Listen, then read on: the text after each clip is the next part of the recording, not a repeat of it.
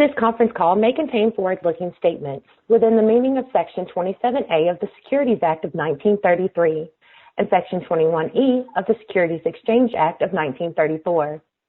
The words believe, expect, anticipate, intend, estimate, should, may, could, will, plan, future, continue, and other expressions that are predictions of our indication future events and trends that do not relate to historic matters identify forward-looking statements. These forward-looking statements are based largely on our expectations or forecasts of future events, can be affected by inaccurate assumptions, and are subject to various business risks and known and unknown uncertainties, a number of which are beyond our control. Therefore, actual results could differ materially from the forward-looking statements contained in this document, and readers are cautioned not to place undue reliance on such forward-looking statements.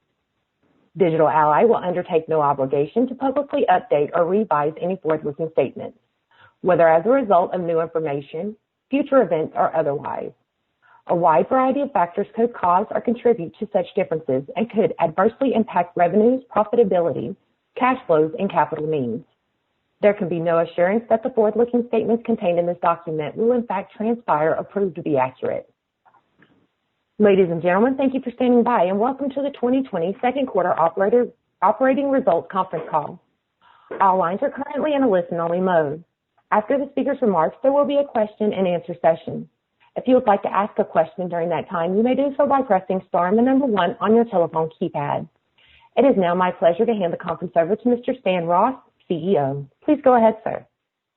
Thanks, Nicole. Thanks, everybody, for joining us today. I also have Tom Heckman, our CFO, with us today that'll do a real quick recap of the numbers. But before Tom jumps into the numbers, I think that this has been quite an amazing 90 days for the company. From what we've seen in regards to the demand in regards to law enforcement's body cameras and in-car systems, to us being successful in retaining EPA approval and FDA approval on a lot of our disinfectants and cleansers, to also being able to develop and assist with the thermal view unit, which has been very exciting in regards to hopefully assisting and helping all of us get back to school, back to work, and back to a safe environment.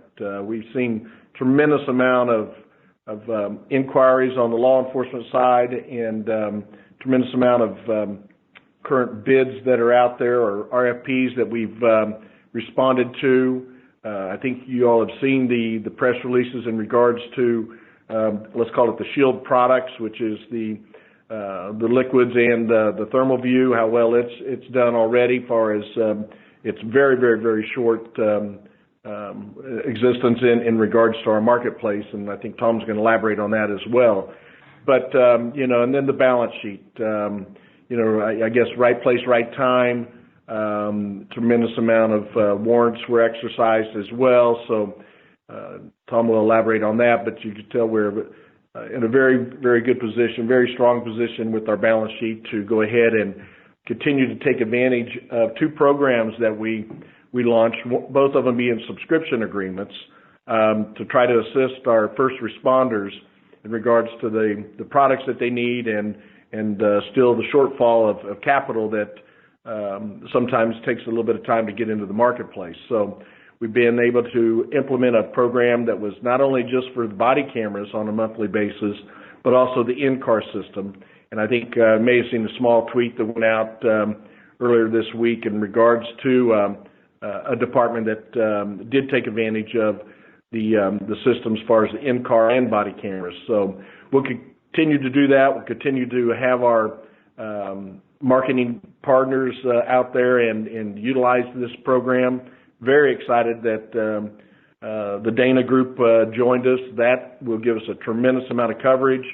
With the limited amount of travel that is happening now, to sit there and have as many locations as they do throughout the country, and the personnel, in other words, boots on the ground within those regions and the relationships, we have some real high hopes and expectations out of this partnership, along with all our partnerships. With glad to see NASCAR's back at it, and we're right in the middle of helping them. Obviously, the Indy teams are back at it. We're seeing the NFL still coming around. There are teams that are still looking at having individuals at the facilities, so we have a real nice opportunity not only to utilize the body cameras in those environments, but also the disinfectant and cleansers as well to assist there. But I'll quit rambling here and let Tom jump into the numbers. Thank you, Stan, and welcome, everybody. I appreciate you joining us today. I do want to let you know that we filed our Form 10-Q earlier today, and please refer to that for a complete rundown of the quarter and the various items affecting the company. What I'm about to go over is merely the highlights, things I'd like to point out, but certainly the 10-Q is the best place to go understand what's going on in its totality.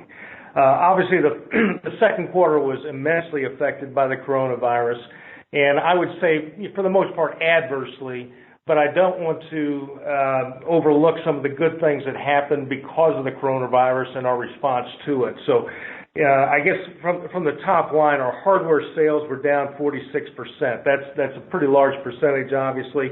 And I would say it's mainly because of customer delays. It's we're certainly seeing a large uptick in RFPs and interest and calls and all that. But on the other hand, we can't travel to do the installs. We can't travel to do the training. And with what's been happening with our police forces and that, their attention is diverted elsewhere, and in some cases, even their funding is limited. So, I'm not saying that, everything is okay with it, but these are delays in my view, not lost sales that won't ever occur. Not the least of which is that international sale that we announced earlier this year, up to 5,000 units.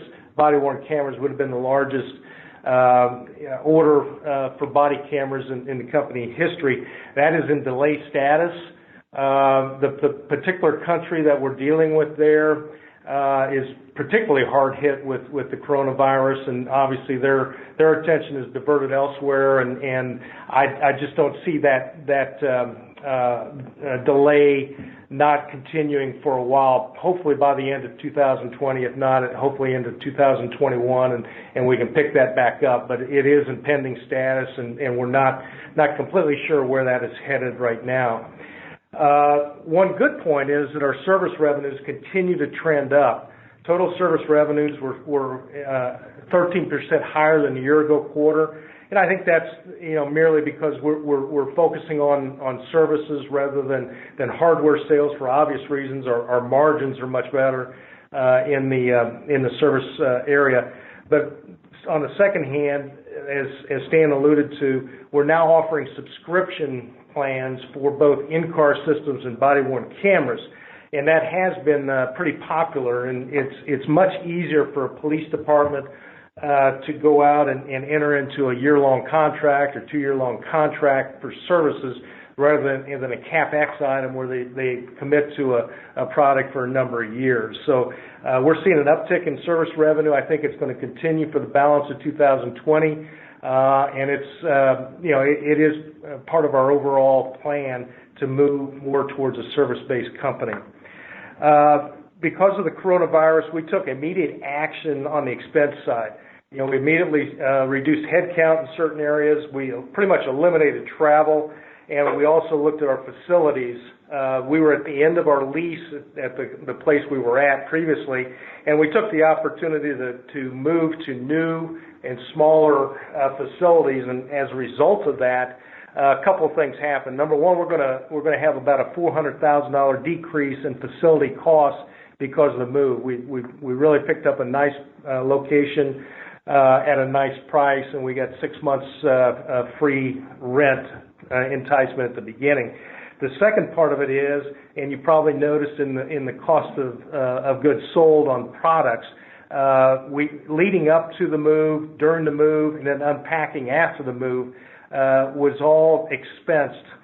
So our manufacturing variances, we just didn't manufacture anything during that time period, obviously, because of the move. And our manufacturing variances, we expensed through cost of sales, and you saw a pretty large uptick in cost of goods sold on the product side. Beyond that, if you look at total SG&A, and excluding the $6 million WatchGuard settlement that was included in last year's second quarter, if you exclude that from the results, our total SG&A was decreased by $1.8 million for the second quarter 2020 versus the prior year. That's a 42% reduction. So obviously we did some good things on the expense side, and we expect that to continue through the balance of 2020. Stan also talked about, and I think we've been putting out a few press releases on the two new branded products that we introduced to the market late in the second quarter. And that's really a direct result of what was going on with the coronavirus. The first item is our Shield disinfectants. It's our own brand of disinfectants and sanitizers, and it's showing some pretty good traction in the marketplace, and we expect that to be a long-term revenue driver for us. The second item is what we call the ThermoView. It's a self-contained temperature screening and monitoring device that has an audible alarm when someone comes through that their temperature exceeds a preset threshold. So it's a very advanced product. We do not manufacture it. We have a third-party manufacturer on that. And quite frankly, we've been struggling getting the supply chain up quickly because of the demand that we're seeing out there for that product. It is shipped in from overseas, so we have had 3 or 4 weeks of ramp up in production. We're starting to get commercial quantities in, and we're seeing the effects on revenue. In total revenues, because of primarily because of the two new branded products, our Q3 revenues already exceed our Q2 2020 revenues. So on a sequential basis, our revenues are going to be much higher in Q3 than they were in Q2, although Q2 was obviously adversely affected by the coronavirus. And again, that's primarily the result of the two new branded products, the ThermoView and the Shield product. But I think also that the subscription plans for both the body-worn cameras and in-car systems is also having an effect. I think the marketplace is really adopting that trend for us, and it's going to help in our service revenues. If you look at our balance sheet, we did a complete restructuring of our balance sheet during Q2. Some of it was intentional. We intended to do it. Some of it was really situational. We had a high uptick in our market price during the quarter, and we used that to do a couple of offerings off the shelf that improved our cash position. And if you look at our June 30 balance sheet, we now have $16 million worth of cash in bank, $16 million in cash, which we haven't had in a number of years. So it's really nice. In addition to that, we have almost $15 million of positive working capital. We also applied for and received a $1.4 million PPP loan through the SBA program, the CARES Act, the SBA program, and a $150,000 EDA loan, which is a 30-year amortization loan at like 3%.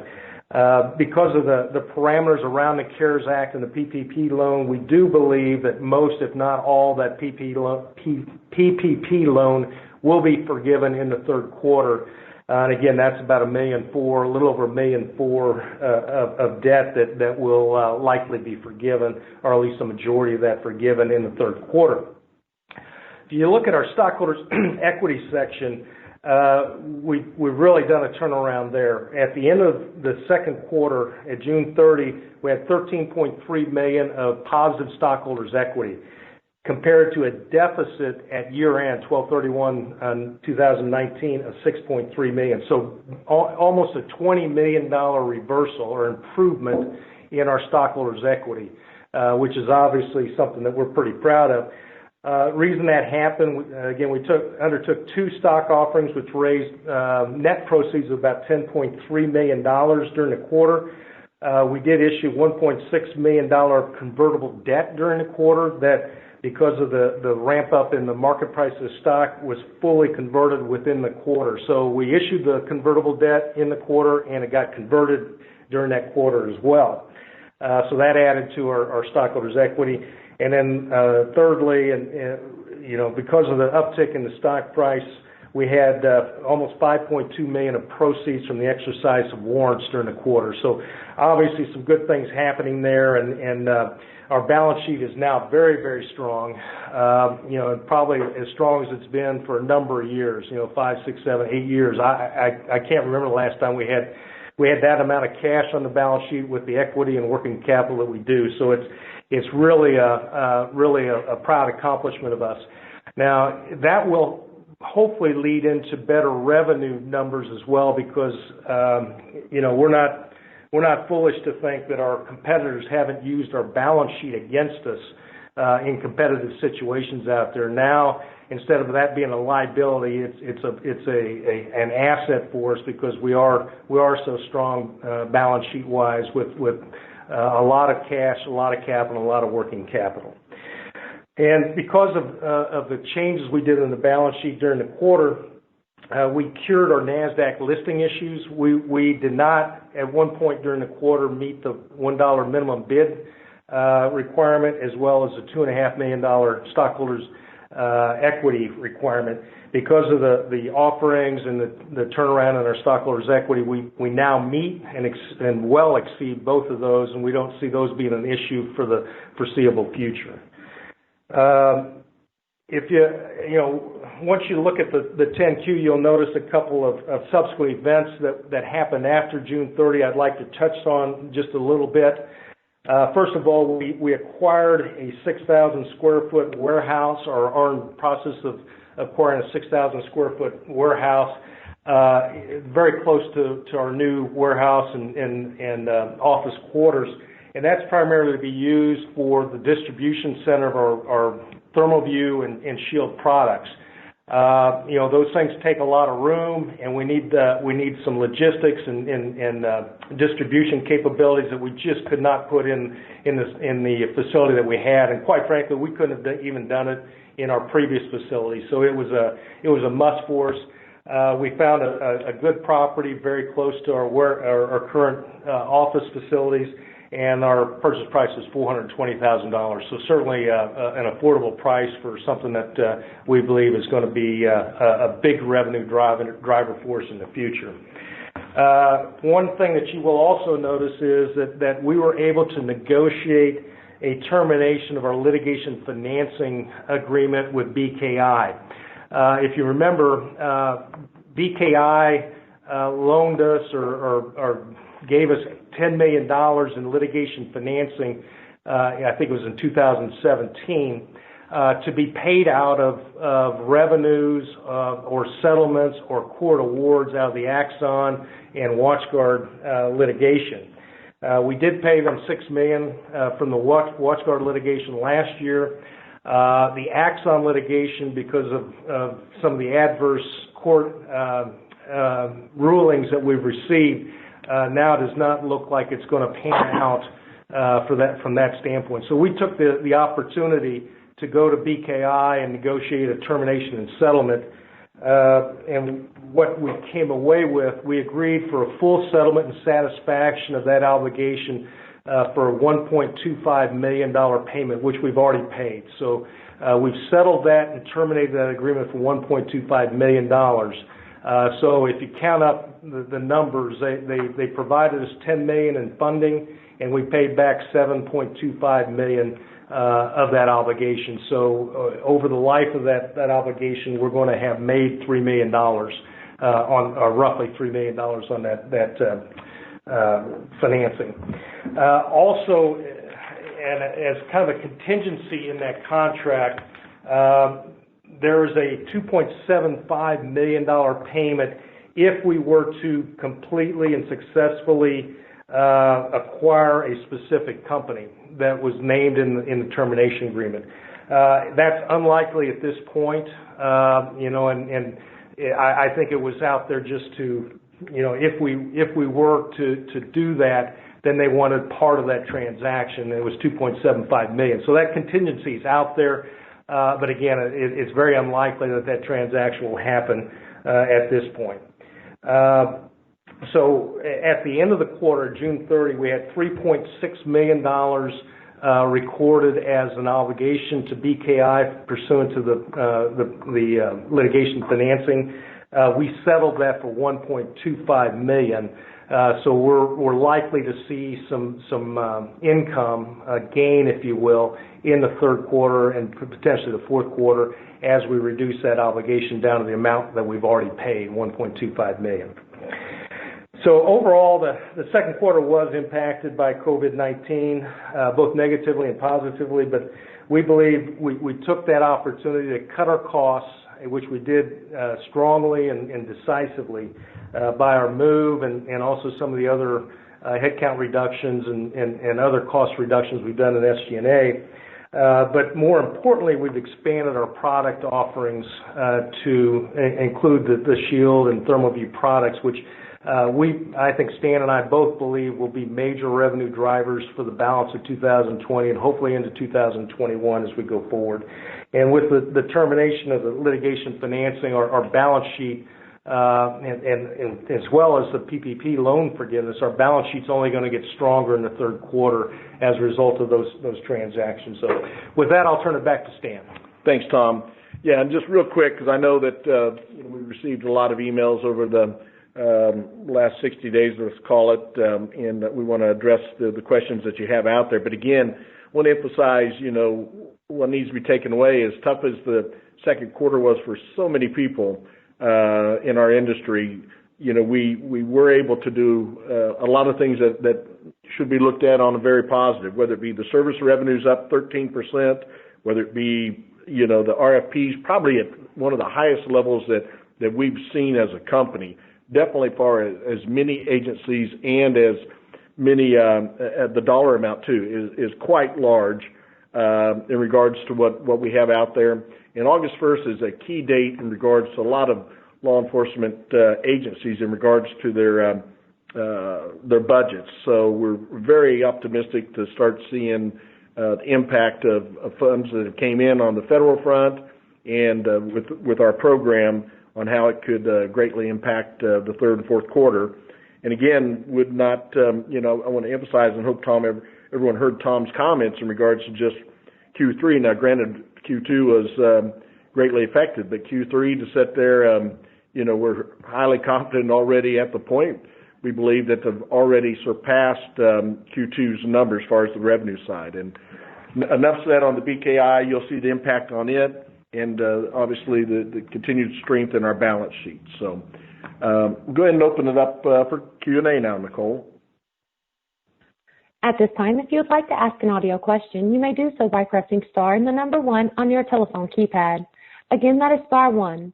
We'll pause for just a moment.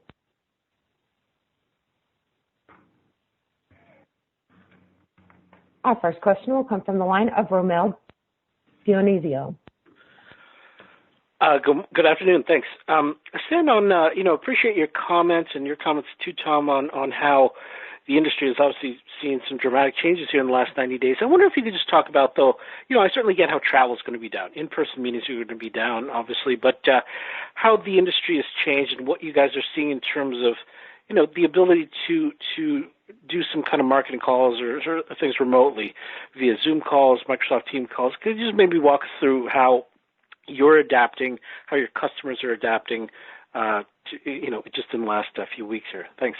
Yeah, exactly. So great question. And one of the things we did start doing and doing quite actively, and I think a lot of our investors are aware of this as well that are on the line, or maybe we have a lot of law enforcement investors, but, we are very actively utilizing, the Zoom meetings. We utilize any type of webinar that we can put together, but we're doing it more on let's call it more of a national level. We used to sit there and have meetings to where 1 or 2 departments or sheriff's departments would want to know a lot more, and you'd set it up that, calls for them. Because of the magnitude of agencies that are out there and with the new programs that we have launched and the products, we're doing somewhere around 2, possibly we'll be up to 3 webinars a week in regards to reaching out to the agencies. And what we'll focus on each of those webinars is a particular product. So we're not doing a webinar and, just doing a generic overview of every product that we carry, but more so trying to concentrate on the features that the EVO system may have, or, the body cameras, or, even getting into the difference and efficiencies of the, the different lines of disinfectant and sanitizers that we have and the purpose for those. So we still have, quite a few reps out there and sales support in the field, but there's a tremendous amount of the marketing is being done here in-house. And so when we did get, everything pushed through as quick as we did on the EPA and FDA, and we're able to also get the development of the thermal view unit completed, we also seen ourselves needing to add about 10, 15 additional inside sales personnel. And so we quickly ran into the need for the new product, and still very, very optimistic. We've got some internal goals on what we believe the Shield products line was going to be able to hit, and it appears that over a 12-month period, what we set out there as our goal very possibly will happen in the first 5 months of us having this particular products, I should say. In other words, we may hit that by the end of the year. So it's been quite dramatic. But the marketing has changed a lot, the way you go about it, the sales support, tech support. We're very fortunate because of the quality of our product that the failure rate's been very, very, very low. And even with our new products, very, very little, adjustments or anything that we've had to do or tweak to fix any problems that have been out in the field so far. Great. Okay. I wonder if I could just do a quick follow-up, probably more for Tom. So, Tom, on the as you move to more of a subscription model, I get the revenue recognition changes, the timing of that changes. Could you just maybe walk us through the how that may change the expense recognition to match expenses to revenues, and how that's going to change cost of goods and so forth? Thanks. Yeah. Well, you'd still record the net revenue over the time of the contract. So if it's a 1 year, 2 year, 3 year service agreement, you'd amortize the cost against that revenue during that time period. However, the service revenue has been one of our highest gross margin items, about 74% margins in this past quarter. So it does help from a standpoint of a warranty situation. We're already doing that. We ship out products on a hardware sale. We have the 2, 3, maybe even an extended warranty up to 5 years that we have to bear the cost. We do the same in the service model. If a unit goes down or whatever during the service period, we just replace it or fix it or what have you. So our costs are pretty much the same under either. Okay, that's very helpful. Thanks so much, gentlemen. Thank you. Our next question will come from the line of Casey Livingston. How you doing, Mr. Ross? Good afternoon. 2 questions, if I may. First, in your statement, you had mentioned that you would cut employees, the amount of employees to save money as well as move to a new place. And you just mentioned it in your last question. Now you're hiring more people. You said something about 15 people in sales personnel. Is it all in sales and some of it in manufacturing, making more products? And can you explain to me why now we're increasing the amount of employees rather than cutting? Yeah. Absolutely. Good question. And it's sort of, obviously the sales side is because we are seeing a big uptick in regards to the demand in both law enforcement and the new products that we came out with. So that is a pretty easy adjustment. In regards to the manufacturing, there are some personnel and purchasing people that are coming on back in that department because of the increase in regards to our law enforcement division. But as Tom had mentioned, the the thermal view and some of the liquid side of things we're having manufactured off campus, and we're just utilizing our software in regards to the thermal view.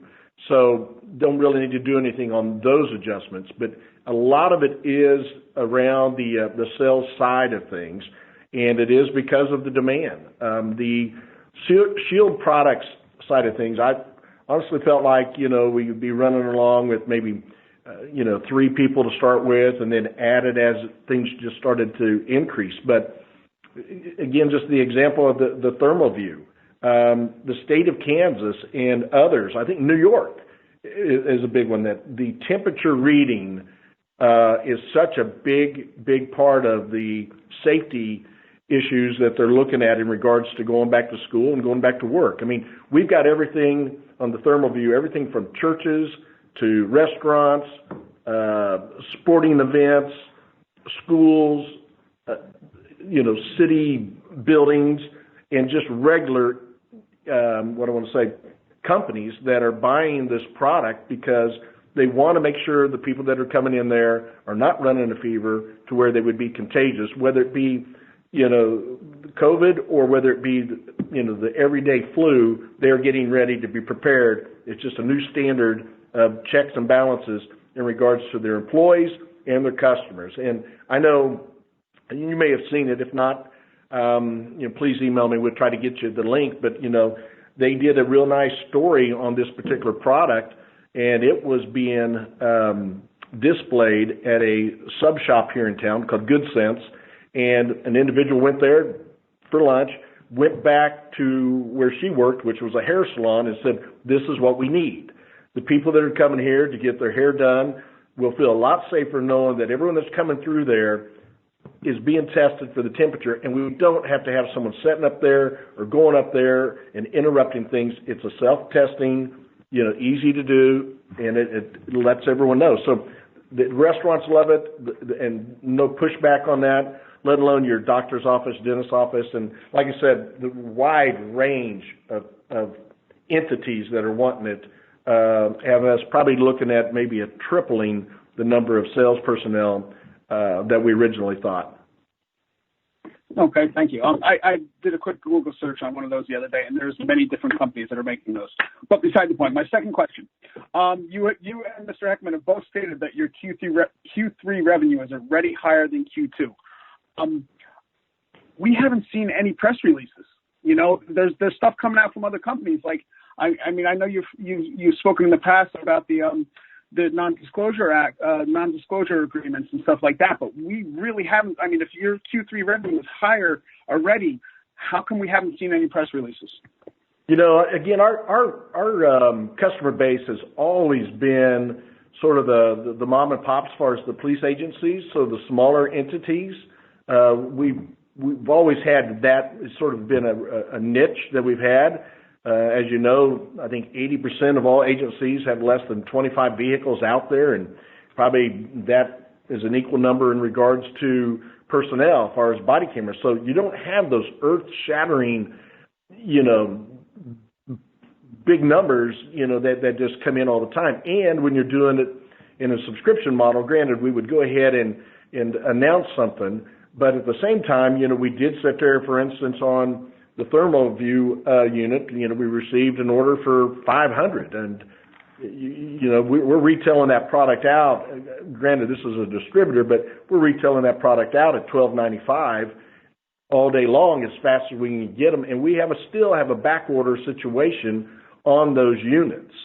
And so we know what we have coming in. We know what has already went out the door, and so we're very excited about Q3 and what it's going to be doing. But I don't want to get in a situation, and I appreciate your question very much, but I don't want to be announcing a $30,000, $40,000, $50,000 orders all the time, and then you won't pick up on the big news when big news happens, because I'll be just bombarding you with a bunch of little stuff all the time. So I appreciate the question and totally understand where you were coming with on that.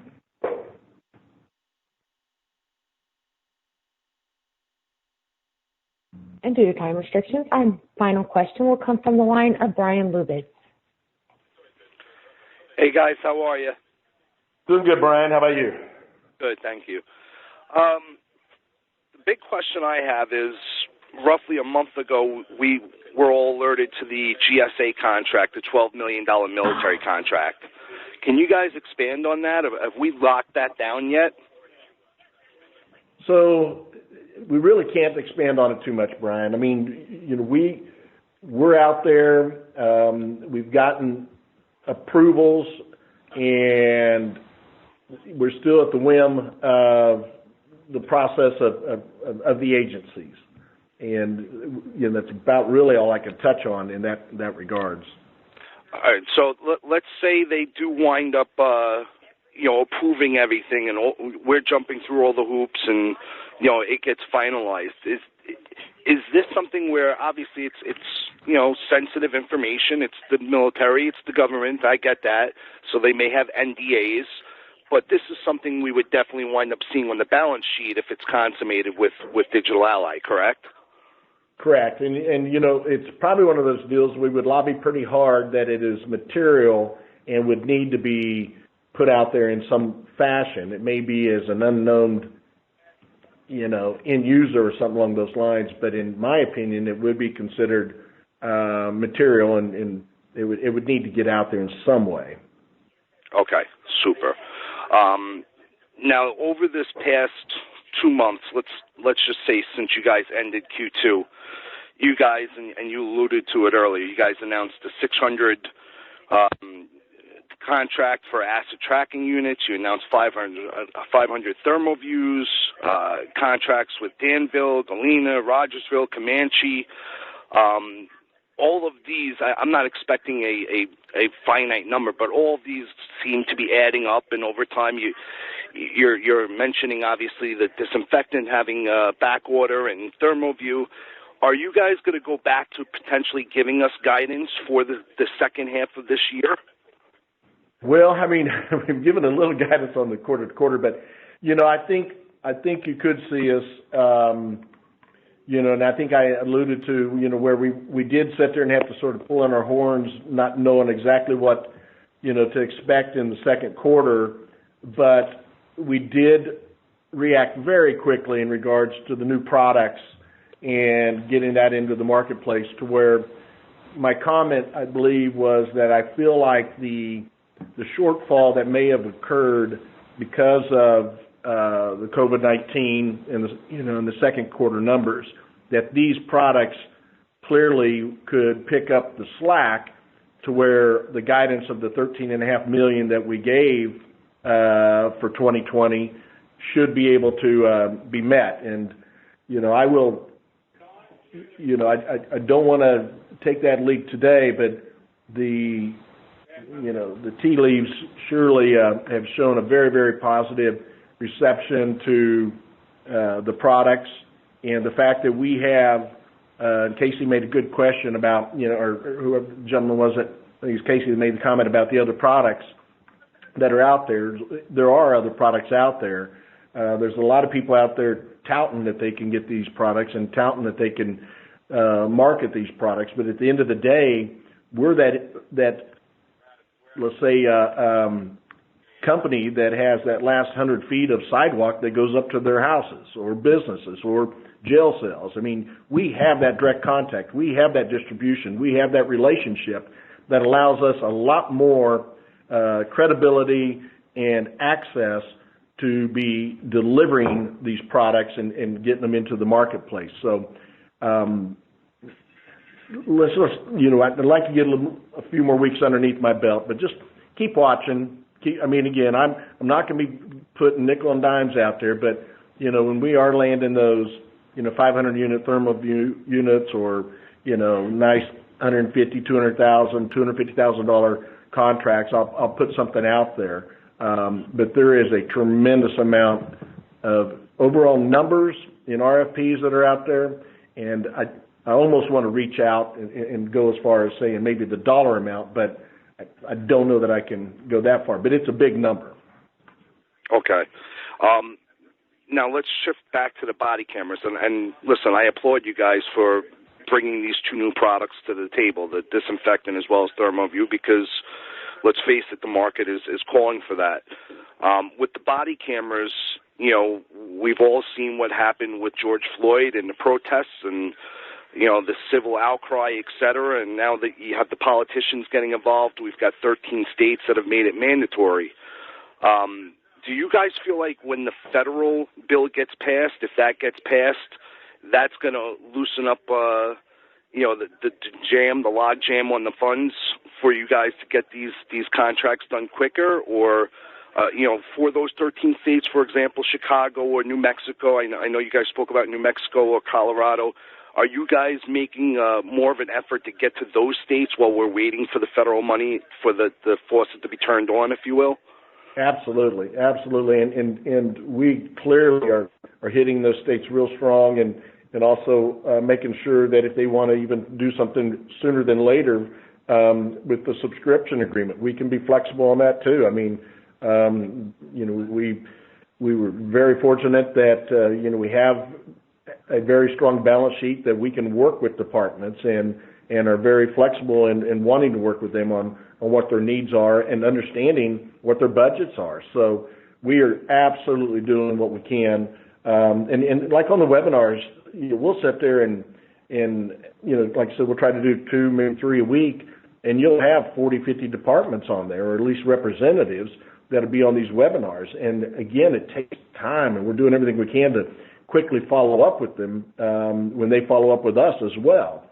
So we've had a lot of things really have came out of this positive. And I'm not going to try to take up too much time, but we've had webinars that we've done, and within a matter of 2 weeks, body camera order, all in, all done, signed, sealed, delivered under the subscription agreement. We did the EVO. That's a much bigger commitment and dollar volume and everything else. Same thing, less than 30 days, all in, signed, sealed, delivered. We got us a deal. We're off and running on a 3-year contract with them. So there's things like that are happening rather quickly. And I don't know if I've told you this too, Brian, but the outpour that you've talked about in the industry is so strong this time around, much stronger than Ferguson. We've had individuals call up and say, we would like to buy 15, 20 body cameras for our law enforcement department as a donation that we're going to give to them. And we said, okay. And they've literally given us their credit card over the phone and had us ship them, say, 20 body cameras that they donated to their law enforcement departments. I mean, it's just absolutely the cry for in-car video and body cameras is, in my opinion, never been as strong as it is now. Awesome. So there's high demand there. And then the last thing I want to touch base with you on, just reference your conference calls from the past. The Shield disinfectant, the ThermoView. Obviously, you're looking hospitals, you're looking schools. Schools, I would imagine, are going to look to disinfect. You know, for here in New York, the kids are going 2 days. They're off on Wednesday, and then the next 2 days, a different group of kids come in. Wednesday's disinfecting day. What's the traction in terms of getting with the grocery store chains that you talked about, or nursing homes and things of that nature? How are we to expect in terms of, is it a matter of you guys can't produce enough of it to sign these contracts, or are these things that you're eventually going to knock down one by one? Well, addressing the products, the ThermoView is a challenge. Those numbers have been big, and as you know, we've made some pretty big announcements out there on that, and we still have a backlog of orders that we're trying to fill. But it does look like we'll start getting product in, you know, on almost a weekly basis. We dump the software on it, make sure everything's working correctly, and it goes right back out the door. So that looks like, you know, we have a shot at catching up. But at the same time, there's some numbers out there in regards to where there's actually federal money, again, available for this type of protection for schools and hospitals and others that are coming into play, that we just have to make sure that we are very, you know, what I want to say, aware of it and prepared to react to it so that we can take advantage of it. But as we internally did, as I mentioned, we set a year goal on this product and what we believed it could bring to the table. And I will be surprised if we don't accomplish that goal by the end of this year. So in roughly a 5-month period of it being available. In regards to your disinfectants that are out there and the hand sanitizers and, things along those lines, again, this product has no chemicals, no alcohol. It is a natural product that is food safe, is the best word to use. I mean, you can spray it on your food to help with the bacteria, mold, and stuff like that to help. And so that product is getting a lot of traction as well. The education side of it, of this product being a little more expensive than those that are chemical laced, is a little bit of a learning curve. But the church that we're dealing with, there's a very large Catholic church that's buying the product. They totally understand it, and they don't want any chemicals, and the jails don't want chemicals. You don't want to sit there and have a product that's got a bunch of bleach or ammonia in it and have someone get a hold of it and throw it into, a cop or inmate or whatever's face. This is a very, very effective disinfectant that is on the lowest level of toxicity. And so, yeah, we have great expectations on it as well. But right now, like I said, we're doing everything we can on a daily basis, just trying to meet the demand on the law enforcement side as well. So we're running 2 parallel paths that seem to be running very fast on both ends. All right, good stuff, guys. Good luck to you in the third quarter. Thanks, Brian. With that, I'll hand the conference back for closing remarks. Well, again, sorry this is such a short call, but we did want to go ahead and get as quickly as we could to a few of the questions that were out there. Hopefully we've covered them all. And with the 10Q being filed just a few minutes ago, I guess it was filed. Or did you do it this morning? You got it up there. Okay. There ought to be, go through that. It's going to help understand a lot about the company. And if you have any questions, feel free to shoot us an email, pick up the phone and call us. We'll do our best to be able to respond and do the best we can to continue to build this company for us all. So thank you all so much for your time, and we look forward to talking again in the near future. Thank you. This does conclude today's conference call. We thank you for your participation and ask that you please disconnect your line.